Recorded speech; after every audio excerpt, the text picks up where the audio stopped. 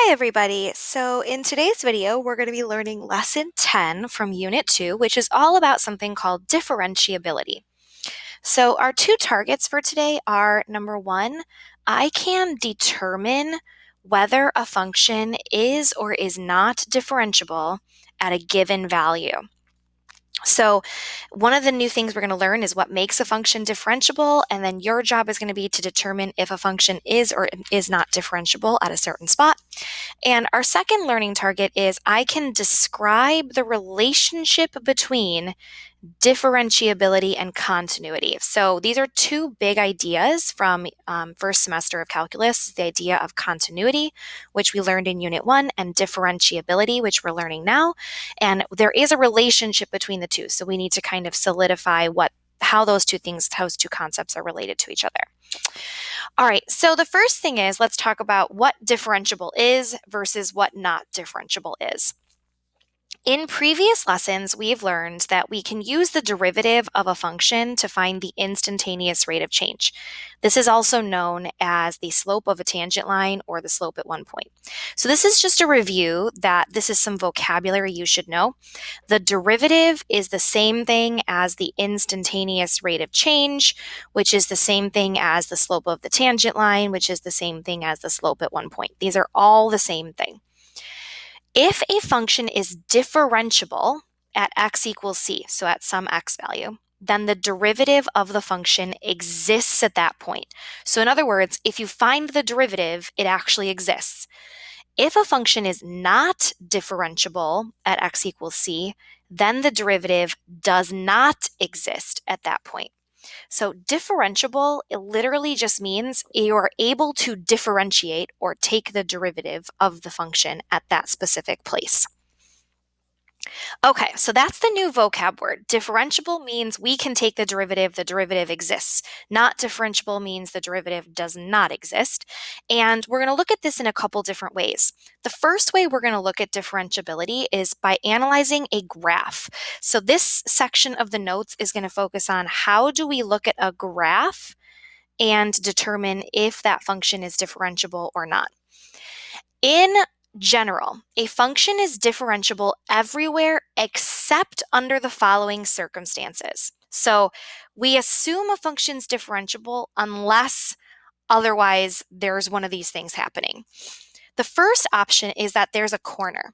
A corner occurs when a function is continuous, so it's connected, but the slope changes sharply at one point. In this picture, there's a corner at x equals 0, and in this picture, there would be a corner at x equals 1. So if I said, where would this function not be differentiable, we would not be able to find the derivative at x equals 0 or at x equals 1 because there's a sharp change in the slope. If you imagine a derivative as a tangent line, this would not be a place where we could draw a tangent line because there's a corner there. It's not a nice smooth curve. The second vocab word for a place when a function is not differentiable is a cusp. A cusp occurs, again, when a function is continuous, so it is connected, but the slope of the tangent line appears vertical and changes from infinity to negative infinity or vice versa. So if you were to imagine, and I'm going to use the edge of my straight edge here to show you. If you were to imagine the line that's tangent to this graph, it would kind of curve and curve and curve. And when it got down here towards that little like kind of pointy part at the bottom, it would almost be like a vertical line. Now, since vertical lines have an undefined slope, the slope there would be undefined. So the derivative would be undefined. In this case, we would say that there is a cusp at 0 or a cusp here at 0. And it could be kind of a cusp that's pointing upwards or a cusp that's pointing downwards. The big difference here between a corner and a cusp is that a corner is a sharp change, but a cusp is a place where there's a sharp change and it also appears vertical. So it kind of like is going to go straight up and down there for a second. The third type of non-differentiable location on a graph is a discontinuity. Now, we learned about discontinuities in Unit 1. We said a discontinuity can be a jump, a hole, or infinite. A hole is another name for removable. So in this case, if you have a jump, you have a removable discontinuity, or you have an infinite discontinuity, those would all be places where the derivative doesn't exist. You can't find the derivative if there isn't a nice connected graph. Last but not least, a vertical tangent line. Now, when we say tangent line, we mean a line that follows kind of brushes along a graph. If you imagine the tangent lines of this graph, the tangent line right here in the middle would be vertical in order to follow the graph. And a vertical line has an undefined slope, so the derivative would not exist here. Now, what I want to point out is that in 3 of these cases, the function is continuous. So this graph is connected. This graph is connected, and this graph is connected, but we can't find the derivative. And that's part of sort of the second learning target, which is understanding the relationship between differentiability and continuity. It is possible for a graph to be continuous, so connected, but not have a derivative. It's not differentiable. It is if a graph is not continuous, if it has a discontinuity, then it's automatically not differentiable. All right, so one of the things that you're often going to be asked to do is what we're looking at here in problem number 1. It says determine the x-coordinates of the points at which the derivative does not exist and explain why the function is not differentiable at that point. And then part B, list the intervals over which the function is differentiable. So the first step here is to determine where the derivative does not exist. Now on this graph, I would look for corners, cusps, vertical tangent lines, or discontinuities. The first place where the derivative would not exist is right here when x is equal to -2 because there's a discontinuity. The second place where the derivative does not exist is when x is equal to -1 because there's a cusp. You can see the slope becomes almost vertical and then switches to go back downhill. The third place would be when x equals 0 because there would be a vertical tangent line. And the fourth place would be when x equals 2 because there would be a discontinuity. In this case, it would be a removable discontinuity. So here's what I would say. The x coordinates are, the first one is x equals -2 because there is a discontinuity.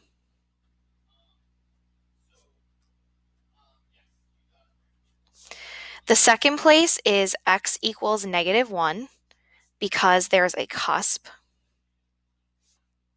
The third place would be at x equals 0 because there's a vertical tangent line.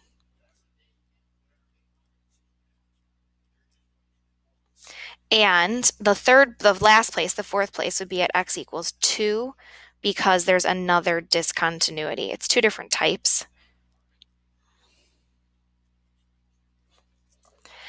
Now, that means I can also list the intervals over which the function is continuous. So in this case, the function would be continuous everywhere except for at these 4 values. So the first section would be from -infinity to -2. And I'm making those open parentheses because it is not differentiable at those numbers. Then we would have from -2 to -1. Next, we would have -1 to 0. Next, we would have 0 to 2. And then lastly, we would have 2 to infinity. And again, these are going to be the x values along the graph, kind of the sections of the graph as we divide up the x-axis. All right, now the next thing we're going to be asked to do is to connect the ideas of continuity and differentiability. Now to review, continuous means connected. So you can literally tell if a graph is continuous or not based on whether it's connected or not. Differentiable means the derivative exists.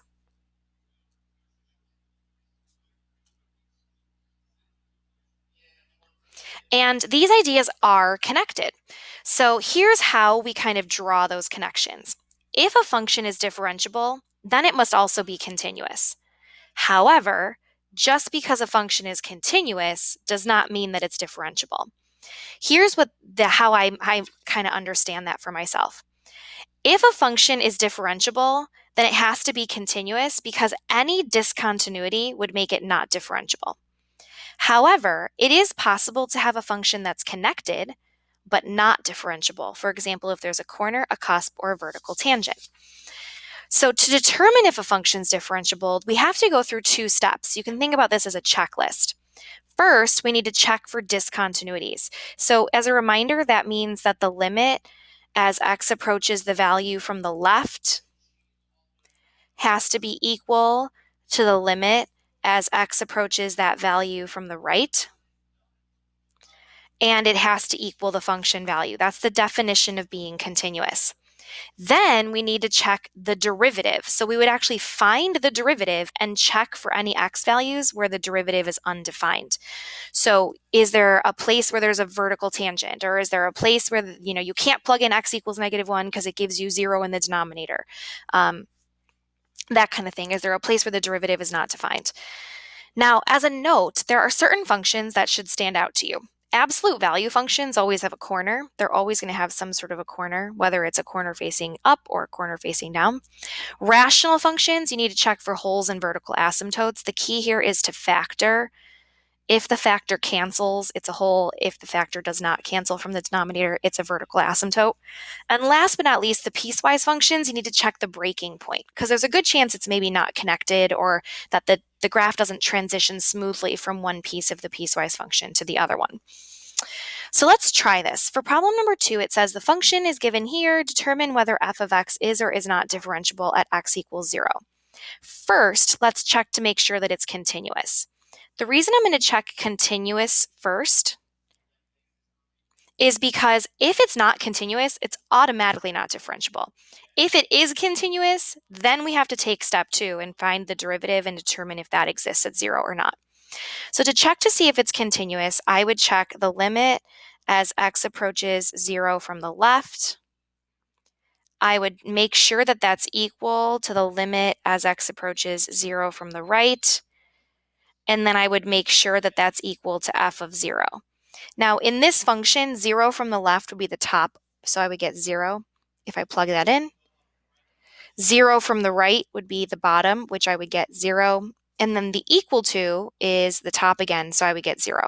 So yes, this function is continuous. Now I can move on to step 2, which is to check to see if the function is differentiable. So I'm going to actually find the derivative of this piecewise function. To find the derivative of a piecewise function, you just do one part at a time. So it would be 2x on the top and 2 on the bottom. Now the top, I'm going to put x is less than 0, but I'm not putting the equals, and I'll explain why in a second. And on the bottom, I would put x is greater than 0. The reason I'm not putting the equals here is that I don't know if this is a function that is differentiable at 0 or not. I don't know if 0 gets to be included in the derivative until I check to see if the left and the right are the same. So to check to see if it's differentiable, I'm going to check the limit from the left, the limit from the right, and the make sure that they're the same for the derivative. So if I check the limit as x approaches 0 from the left of the derivative equation and the limit as x approaches 0 from the right of the derivative equation, I'm just going to plug 0 into the top, which is 0, and I'm going to plug 0 into the bottom, which is 2. These are not the same. So this function is not differentiable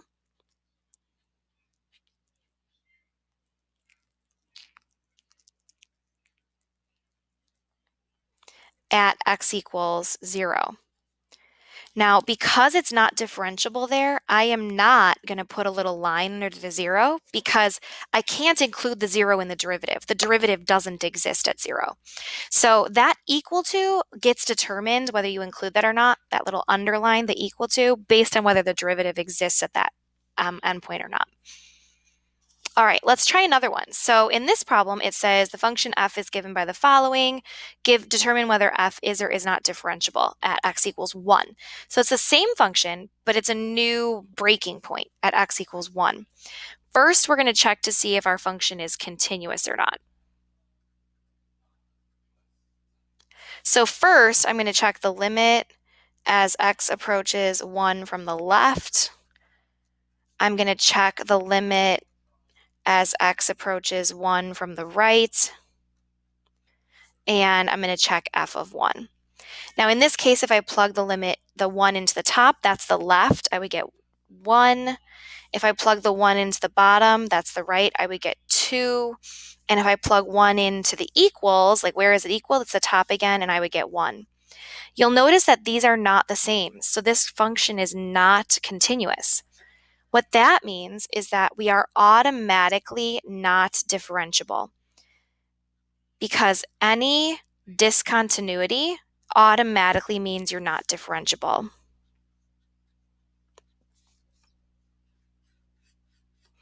If you're not continuous, you don't even need to check the derivative because you're automatically not differentiable. Another example problem, it says in number 4 and 5, determine the x-coordinates of the points at which the derivative does not exist for the following.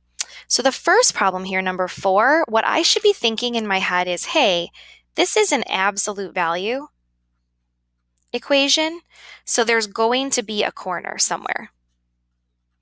The question is where? Now, because this says x plus 2, the corner is going to be at x equals -2. The graph is going to be shifted 2 spaces to the left. So you would say that the derivative does not exist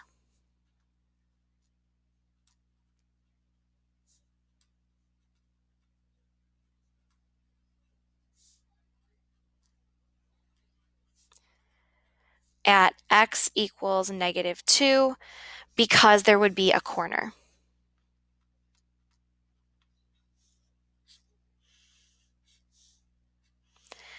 Now for the next problem, I have a rational exponent. Now I don't know about you, but I'm not as familiar with those types of graphs, like for example, knowing that there's a corner, as I am with something like an absolute value. So in this case, what I would do is actually find the derivative, which would be 2/3 z to the -1/3.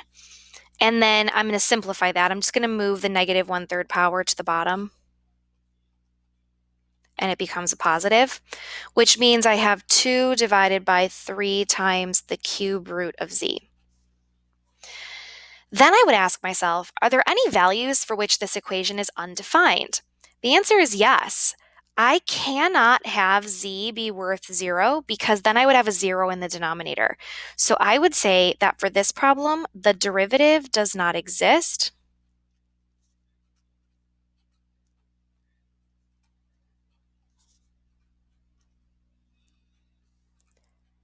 At z equals 0 because the derivative function would be undefined there. So your 2 strategies when you don't have a graph are going to be to kind of either know the basic shapes of the graph, like corners and stuff like that, like for an absolute value function, or asymptotes for a rational function, or actually find the derivative and then see if there's any values that make that derivative undefined. Last but not least, we have let the function f be defined by x squared minus 4 over x minus 2 when x is not 2, and 1 when x is 2. Which of the following statements is true? Now we're asked to determine these 3 different things. Does the limit exist? Is f continuous at 2? And is f differentiable?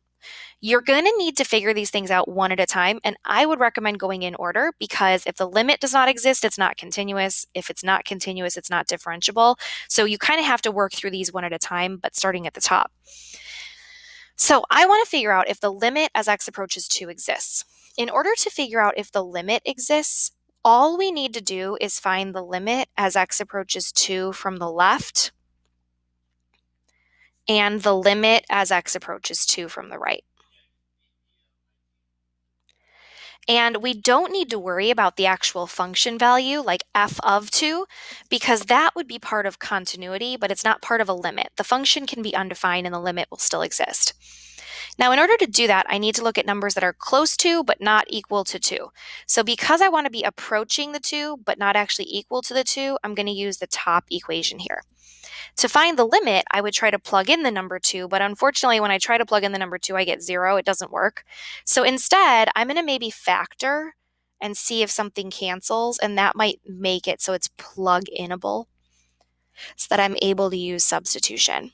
So the minus 2's cancel, and I just get x plus 2. Now I can plug the number 2 in, and so I would get 4 equals 4. Therefore, the limit exists because I'm using the same equation, the top, for both the left and the right because I want to be close but not equal to 2, and this is the part of the piecewise function that controls the values that are not equal to 2. For part 2 here, I want to add in f of 2. So I know that these are equal already. Now I need to add what is f of 2 and does that make it equal?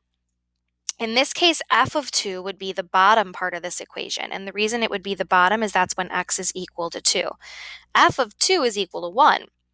Now that is not the same as 4, so my function is not continuous, and if my function's not continuous, I'm automatically not differentiable, which means in this problem, only the limit exists. I'm not continuous and I'm not differentiable. All right, that is it for us today. Thank you guys so much for watching, and I will see you for some practice in class.